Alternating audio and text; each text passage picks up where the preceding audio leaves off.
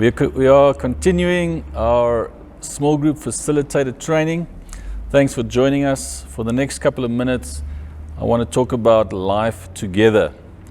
So in a small group, our aim is always to create thriving, authentic relationships. That is a big part of why we do small group, so that we can cultivate those relationships among us. The relationships that aren't normally formed on a Sunday morning, but those are the ones that we can work on, and thriving relationships that can be cultivated in a small group context. So a part of that is to make an effort to create opportunities where we can interact and grow in our relationships outside of the time allocated for small group. So if you have a small group on a Wednesday evening, then we strongly encourage groups to take time regularly to have a Saturday morning social event, or to have a barbecue braai together from time to time. And the idea behind that is to get to know one another outside of the context of small group. And that's, when you're doing a hike together or you're doing a fun activity together, you get to know one another on a different level, right? Or maybe you'll do an outreach together, or go on a Let's Go team or a mission together. Those are wonderful opportunities to get to know one another better.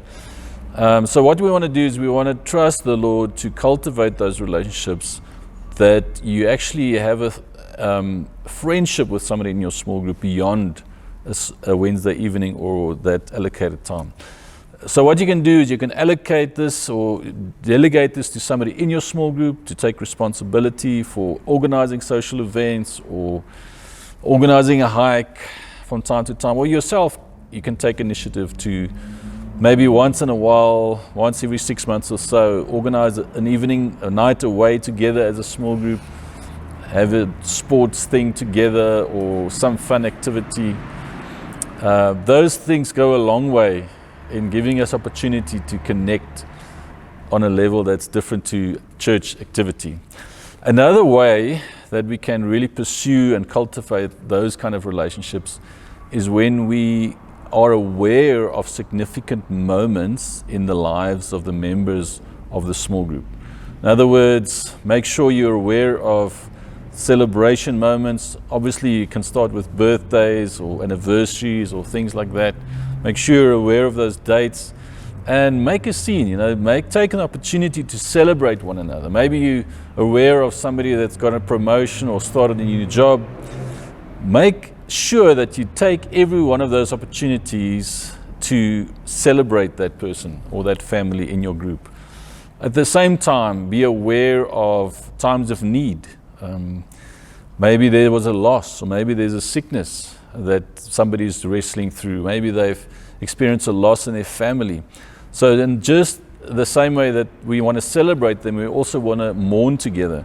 So make sure you're aware of those things. Make sure that we look out for one another, so that when that time of need comes, we can be right there to support, maybe to organize a food roster, or to do a visit in the hospital, or as is needed to support that member or family as much as we can. Sometimes just a phone call is enough, but sometimes we need to go beyond and make sure that through a time of crisis or a time of need, we can support one another. And that goes a long way to cultivate those authentic relationships that we're trusting for.